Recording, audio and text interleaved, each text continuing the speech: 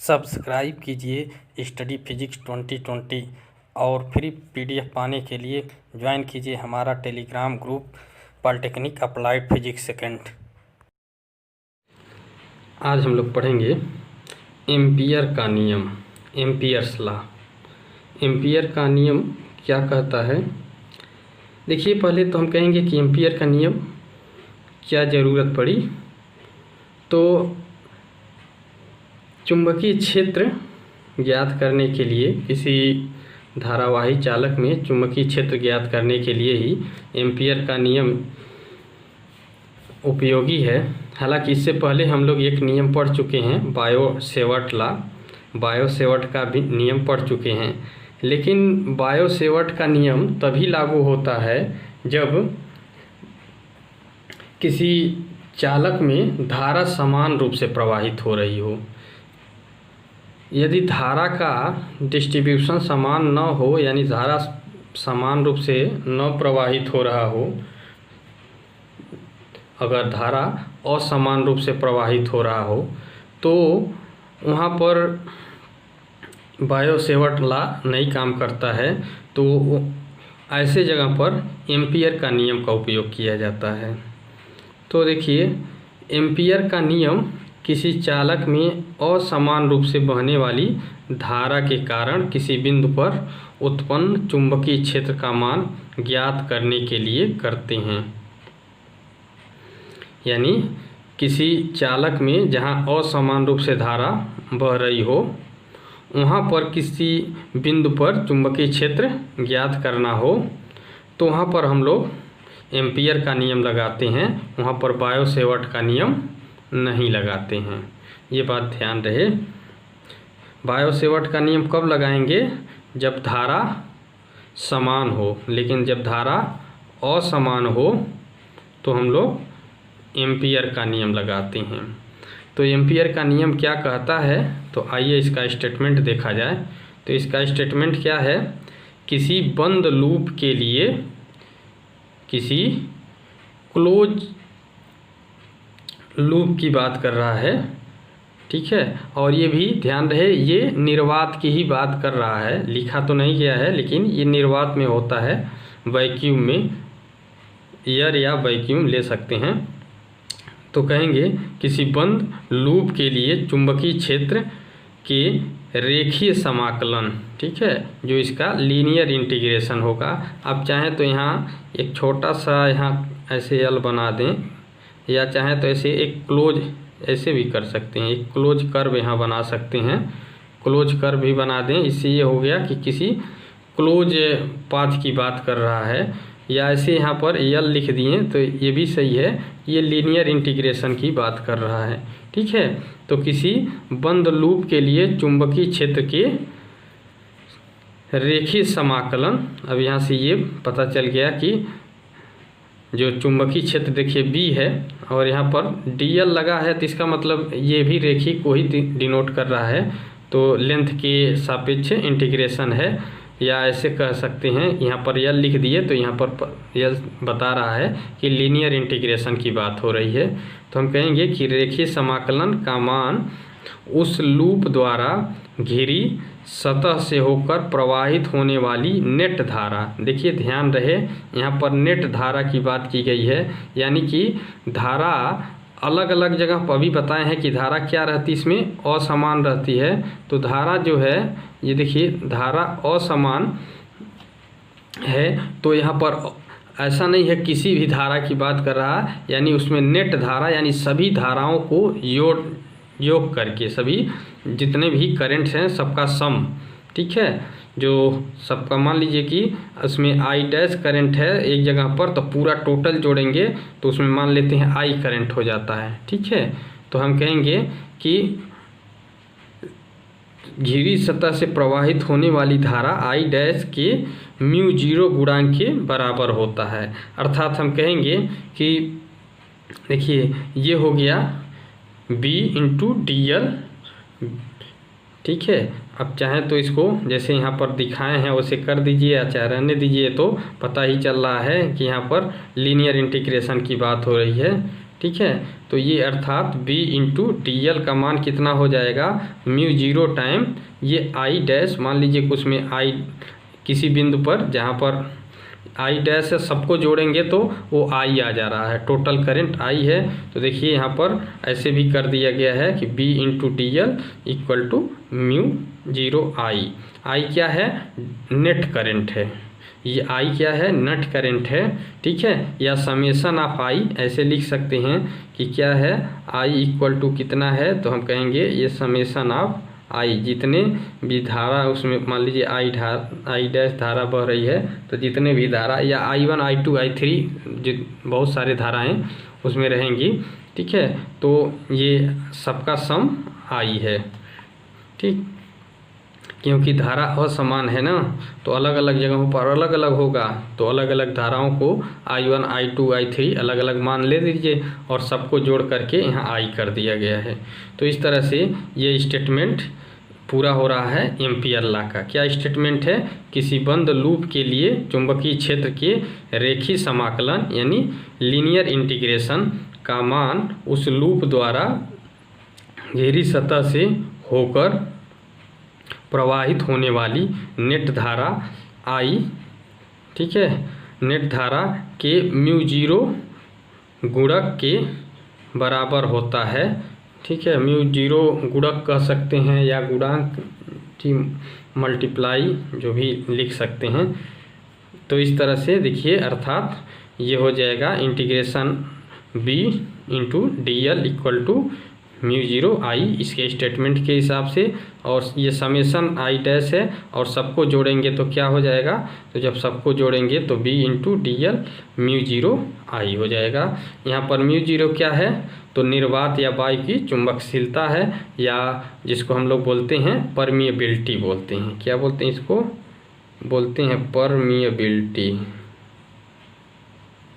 ये हो गया आपका परमिएबिलिटी, किसको बोलते हैं, ये चुंबकशीलता को, इसका इंग्लिश होता है परमिएबिलिटी, ठीक। अब इसका प्रूफ, आइए इसको प्रूफ किया जाए, तो इसका प्रूफ देखा जाए। आइए प्रूफ देखते हैं। तो प्रूफ देखने के लिए क्या करते हैं, देखिए यहाँ पर एक हम सीधा धारावाही चालक ले लेते हैं, ठीक है। एक अनंत लंबाई का, लंबाई नहीं इसका फिक्स करते हैं, एक अनंत लंबाई का धारावाही चालक ले लेते हैं। मान लेते हैं इस धारावाही चालक में I धारा प्रवाहित हो रही है, ठीक है। मान लीजिए इसमें I धारा प्रवाहित हो रही है, तो जब ये I धारा इसमें प्रवाहित हो रही है तो एक सूत्र इसके पहले देखिए जो लिखाए थे, अभी एक लेक्चर पहले इसका सूत्र दिए थे पिछला लेक्चर में। किसी सीधी धारावाही या रिजुरेखी धारावाही में रिजुरेसी धारावाही के कारण मैग्नेटिक फील्ड, या इंग्लिश उसका था magnetic field due to straight current carrying conductor. पिछला वीडियो जा करके देख लीजिए उसको, magnetic field due to straight current carrying conductor. तो यहाँ देखिए भी, यहाँ पर भी वही एक स्ट्रेट करंट कैरिंग कंडक्टर ले रहे हैं जिसमें I करंट फ्लो करा रहे हैं, ठीक है। तो देखिए वहाँ पर आप देखेंगे तो क्या, जब उसकी लंबाई अनंत हो गई थी तो हम कहे थे कि ये अनंत है, अनंत लंबाई के सीधे धारावाही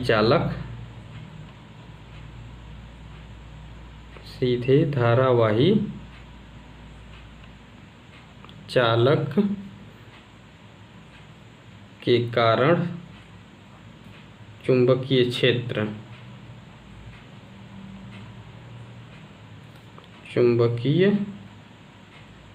क्षेत्र तो अनंत लंबाई के सीधे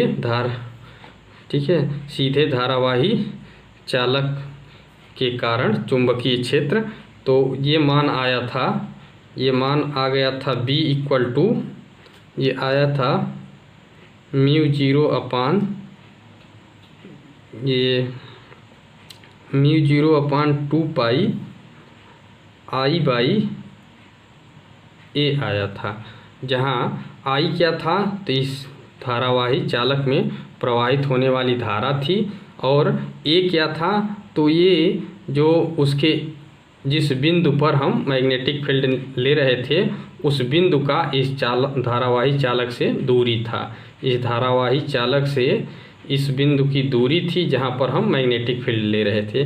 तो इस तरह से ये इक्वेशन वहाँ पर आया था, तो इसी का हमें उपयोग करना है। तो देखिए यही हमने ले भी लिया है, एक अनंत लंबाई का धारावाही चालक ले लिया है। इससे दूरी पर हम इससे ए दूरी पर एक बिंदु ले लेते हैं, ठीक है, और इस बिंदु पर हम चुंबकीय क्षेत्र निकालते हैं। तो देखिए यहाँ पर एक काम करते हैं हम कि एक छोटा सा, जैसे वहाँ पर भी एक स्मॉल लेंथ लिए थे तो यहाँ पर भी एक स्मॉल लेंथ ले लेते हैं, ठीक है। यहाँ पर भी एक स्मॉल लेंथ डीएल, एकदम सेम वही प्रक्रिया, जैसे वहाँ पर एक डीएल लेंथ लिए थे यहाँ पर भी एक डीएल लेंथ ले लिए, और साथ में इसको इस डीएल लेंथ इसका जो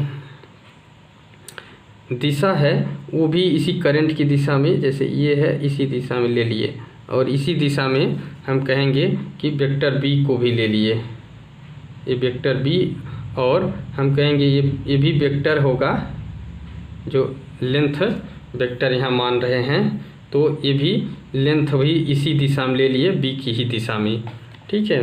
तो अब जब बी के दिशा में ले लिए तो हम ये भी कह सकते हैं कि जो हमारा वेक्टर बी होगा ये जब उसी दिशा में है तो पैरेलल होगा किसके, डीएल के। जब ये वेक्टर बी और डीएल के पैरेलल होगा तो ध्यान रहे कि इनके बीच में जो कोण बनेगा वो कोण कितना होगा, 0 डिग्री का होगा, क्योंकि समांतर रेखाओं के बीच का कोण 0 डिग्री होगा, ठीक है। तो अब देखिए, तो एक काम करते हैं, यहाँ से ये बात लिख देते हैं, और ये बात क्या लिख देते हैं कि जब ये चीज़ें यहाँ सीधे लिख दिया गया है या समझा तो दिए हैं, लिख देते हैं। चलिए, डीएल वेक्टर डीएल व वेक्टर बी दोनों ही एक ही दिशा में हैं, दोनों एक ही दिशा में हैं, ठीक है। तो इसका मतलब क्या हो गया, जब ये दोनों एक ही दिशा में होंगे तो थीटा बराबर 0 डिग्री हो जाएगा। तो यहाँ से देखिए, ये जो स्टेटमेंट में हम लोग अभी अभी देखें, उस स्टेटमेंट में वेक्टर बी इंटू क्या दिखे थे, वेक्टर डीएल। अच्छा, हम दो वेक्टरों का डॉट प्रोडक्ट पढ़े हैं। दो वेक्टरों का डॉट प्रोडक्ट क्या होता है, तो जो दो वेक्टर होते हैं उनका dot product vector A dot vector B equal to क्या होता है, ए बी कास थीटा। तो इस तरह से अगर इनका मैग्नीट्यूड बी, इनका मैग्नीट्यूड डीएल हो जाएगा तो ये हो जाएगा बी डीएल कास थीटा, और कास थीटा का मतलब यहाँ पर 0 होगा, क्योंकि यहाँ थीटा की जगह पर 0 कोण है। तो यहाँ से हम कह सकते हैं कि इसकी जो वैल्यू आएगी, इसकी वैल्यू आ जाएगी बी इंटू डी एल आ जाएगा। तो अब देखिए क्या करते हैं कि संपूर्ण समाकलन कर देते हैं, ठीक है, होल कर्व पर इसका इंटीग्रेशन कर देते हैं। तो क्या करते हैं, संपूर्ण पाथ का इंटीग्रेशन करने पर, संपूर्ण पाथ का रेखीय समाकलन करने पर,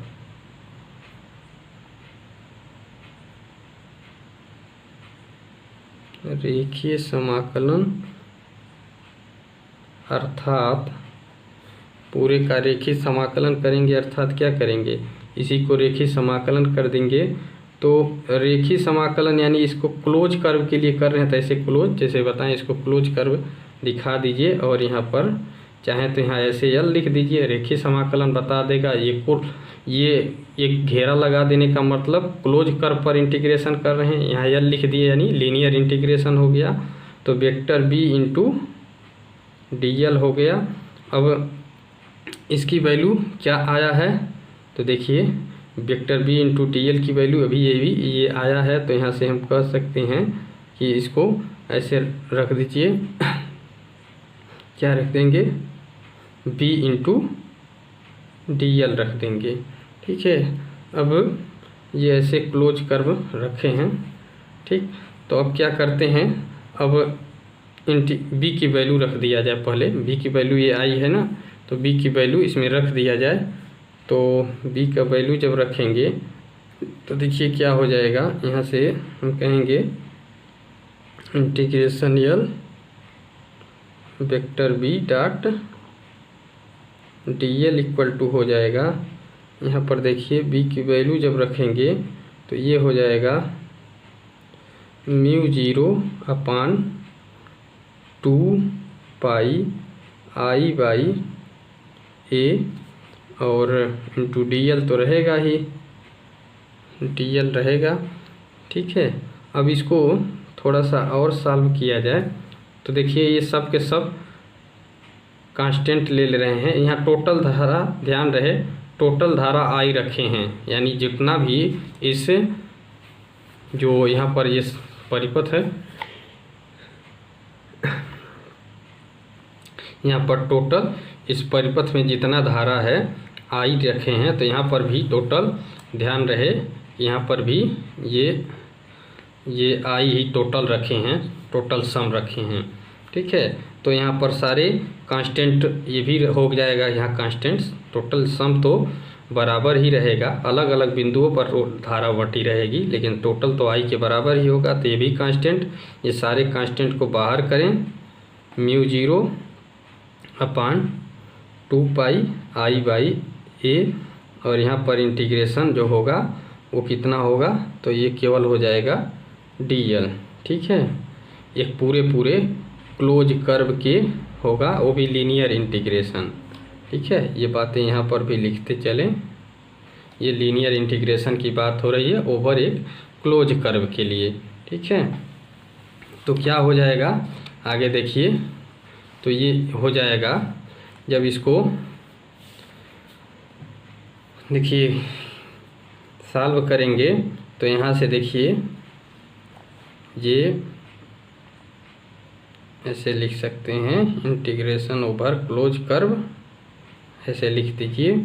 और ये क्या हो जाएगा, vector B into D L, ये हो जाएगा इक्वल टू इस ना के, तो ये हो जाएगा म्यू 0 अपान 2 पाई आई अपान ए इंटू, अब देखिए ये यहाँ पर डी एल है, यानी एक छोटा सा पार्ट, तो टोटल जब इंटीग्रेशन करेंगे तो क्या हो जाएगा, ये 2 पाई ए हो जाएगा, क्योंकि एक सर्किल की तो बात, देखिए एक सर्किल की तो बात हो रही है जिसका रेडियस ए है, तो उसका छोटा सा सरकम्फरेंस डी एल है। तो जब पूरे सरकम्फरेंस पर इंटीग्रेशन करेंगे तो कितना हो जाएगा, पूरे सरकम्फरेंस यानी पूरे परिध के बराबर हो जाएगा। तो उसकी पूरी परिध कितना है, 2 पाई ए हो जाएगी। देखिए अब यहाँ से 2 पाई ए से नीचे देखिए 2 पाई से 2 पाई कट गया, ए से ए कट जाएगा और बचेगा कितना, तो अब जो बचेगा वो बच जाएगा कितना, vector B into D L equal to कितना आ जाएगा, तो ये हो जाएगा म्यू 0 इंटू आई। ठीक है, आप चाहें तो ये चीज़ ऐसे लगा सकते हैं, चाहें तो न लगाएं, या ऐसे सीधे सीधे जैसा कि हम वहाँ दिखाए भी थे, जैसा आपको किताबों में ऐसा न हो सकता है न मिले, ऐसे मिल जाएगा किताबों में, आपको ऐसे ही सीधे सीधे मिल जाएगा vector D into D L, बात वही है, ये हो जाएगा म्यू 0 आई। तो इस तरह से आपको ऐसे भी मिल सकता है किताब में, ऐसे भी मिल सकता है, तो जैसे भी मिले ये बात दोनों एक ही है। तो ये इस तरह से प्रूफ हुआ किसका, एम्पियर का नियम। तो इस तरह से एम्पियर का नियम प्रूफ हो गया। आप चाहें तो यहाँ पर ऐसे जैसे यहाँ पर एक क्लोज कर्व या लीनियर बनाए हैं, बना लीजिए या रहने दीजिए, वो अंडरस्टूड है। चाहे तो बना ही लीजिए। चलिए यहाँ पर बना देते हैं, यहाँ पर भी बना देते हैं, तो ये अब भ्रम नहीं रहेगा, ये भ्रम खत्म हो गया। तो ये देखिए अब यहाँ पर भी भ्रम को हटा दीजिए। अब ये जो यल लिखा है, चाहे तो इसको रहने दीजिए या इसको भी लिख देंगे, तो इसका सीधा सीधा यही मतलब है कि लीनियर इंटीग्रेशन की बात हो रही है। ये अपना सिंबल है, या मत लिखिए, ये दोनों अंडरस्टूड है। ठीक है, तो इस तरह से ये एम्पियर का नियम का प्रूफ हो गया। यहाँ पर आप लिख देंगे प्रूव्ड। तो इस तरह से ये प्रूफ हो गया, पूरी तरह से प्रूव्ड हो गया। ठीक, तो वीडियो कैसा लगा ज़रूर बताइए और शेयर ज़रूर कीजिए। धन्यवाद।